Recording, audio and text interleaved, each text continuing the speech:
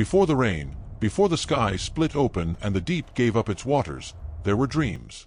Not the dreams of men, but the dreams of those who should never have walked the earth. We who lived in those last years told no one of what we saw.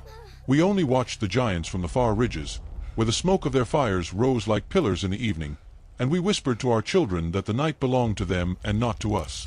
They were the Nephilim, the sons of the Watchers who had fallen from heaven and taken our daughters in the days of our grandfathers.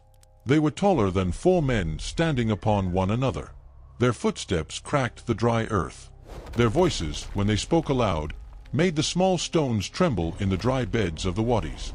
And in the last season before the flood, they began to dream. The scrolls remember this.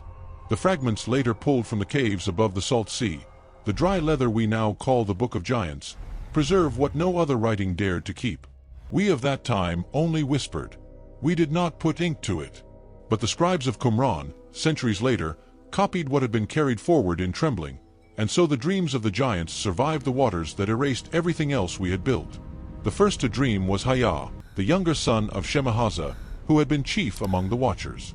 Hayah stood as tall as the cedars of the high ridges, and his shoulders were broader than the gates of any walled town we had raised. When he laid his head upon the stones to sleep, the ground was warm where his breath had passed. But on a night when the moon hid its face, Hayah saw a garden vast as the whole earth. And within that garden, every kind of tree, heavy with fruit. And beneath the trees, gardeners who tended them in a language he did not know. Then the water came. Not rain. A wall of water, climbing the sky, drowning the gardens, drowning the gardeners, drowning every tree, until only the deepest roots clung beneath the silt. And of all those countless roots, only one remained green. Only one. Hayah awoke with a cry that carried for many miles, and the herdsmen on the far slopes fell to their knees, for they did not know what had wounded the great voice that had ruled their valley since their birth. He sat up in the dark, and his hand trembled, the hand that had once torn a lion in half without effort. He went out into the cold of the high pasture and walked until the stars wheeled above him, and he could not name the fear that had entered his chest. For he understood, even before he had words for it, that the garden had been the world, and the gardeners had been all the living things upon it, and the one root that remained was not him. It was not his brother. It was not his father. It was someone else. It was a man. His brother Ohiah laughed at him in the morning. Ohiah was the elder, taller still and prouder, and the iron of his arms had never trembled. "It is a dream of a child," Ohiah said. "Forget it." But that night, Ohiah dreamed too. He saw a great tablet, set upon a table of stone, and upon that tablet were written the names of all the giants of the earth, the names of all their fathers, the names of all their deeds. He saw the names, his own among them, written in heavy black ink that smelled of bitumen and old blood. And then a hand came, the hand of someone he could not see, and the hand held a sponge of clean water, and the hand passed it across the tablet, and the ink ran, and the names ran, and the names of all the giants, and all the Watchers, and all their wickedness ran together like a dark river off the edge of the tablet. And when the hand lifted the sponge away, the tablet was clean, save for a few names at the bottom. Only a few. And his name was not among them. Ohiah woke in a sweat that froze upon his skin. The torches in his hall had burned to nothing in the night. He did not call his brother. He called the council of giants instead. They came from across the plain, from the ruined towers their fathers had built before turning to easier wickedness. They came riding the great beasts that no man could tame, beasts with the bodies of bulls and the eyes of dogs that had learned hate from their masters. And when the giants were gathered, Ohiah told them his dream, and Hayah told them his, and a silence fell upon them that we had never heard before. We who watched from the ridges, we who lay flat upon the rocks and dared not breathe, we felt that silence in our bones. It was the first time the earth had ever been quiet beneath the giants. It was the first time they had been afraid. They decided to send Mahaway. Mahaway was not the strongest of the Nephilim, but he was the swiftest, and the dark ragged feathers that grew from his shoulders, by some curse laid upon his mother, could carry him further than any of his brothers. They sent him to find Enoch.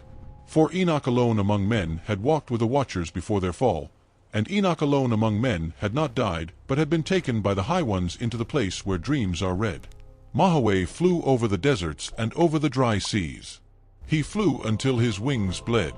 He came to the place where the rivers run in the shape of fire and where the angels stand at the gates, and he begged to enter, and they let him pass, because even the angels feared what would happen if the giants were not warned. And Enoch was there. Enoch was old beyond the counting of years, but his eyes were clear, and he had been waiting for this question for longer than the giants had been alive. Enoch heard the dreams. He did not laugh, and he did not weep. He only looked at Mahaway with a great pity, the kind of pity we give to a beast that has wandered too close to the slaughter and does not yet know it. "Go back to your brothers," Enoch said.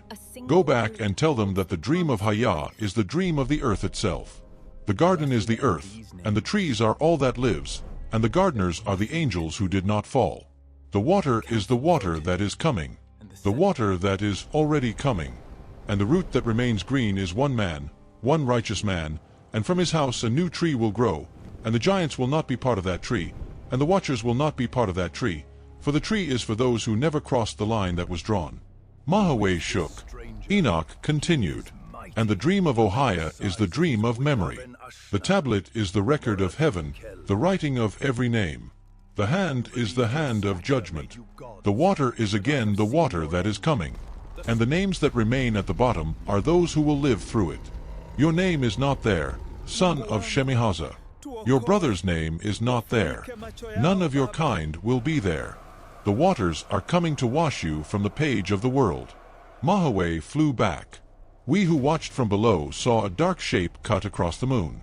We saw him land in the great valley of the giants, and we saw the giants gather, and we saw Mahaway speak. We could not hear his words, but we heard the cry that came after. It was the cry of beings who had thought themselves gods, discovering that they were only condemned. It was a sound like the tearing of the sky. We covered our ears. The cattle ran. The birds did not return to the trees for 3 days. The giants tried to escape it. They built towers higher than any tower had ever stood, hoping to climb above the water. They split open the mountains and crawled into them, hoping to be hidden. They turned upon one another, killing their own brothers in the hope that the lessening of their number would lessen the judgment. None of it worked. The dreams were not warnings. The dreams were sentences already passed. And then the rains came. We watched from the high ridges as the first drops struck the dust. We watched as the deep opened beneath the plain and threw its black water at the sky. We watched as the giants tried to run, and we watched as the water took them, the great Nephilim, the sons of the Watchers, drowned like cattle in a swollen river. We watched until we too began to climb, until we too began to wonder which of us was the root, which of us was the name at the bottom of the tablet, which of us would be carried into the new world, and which of us would be washed away with everything that had been. We did not write it down then. We could not. But we whispered it to our sons and to their sons after them. And one day, in a cave above the salt sea, a man with a careful hand and a small lamp wrote it onto leather, and he hid it among the jars, and the jars waited 2,000 years until the children of our children's children pulled them from the dust and read what we had been afraid to forget. The Book of Giants. The dreams that terrified those who feared nothing. The last secret of the world before the flood.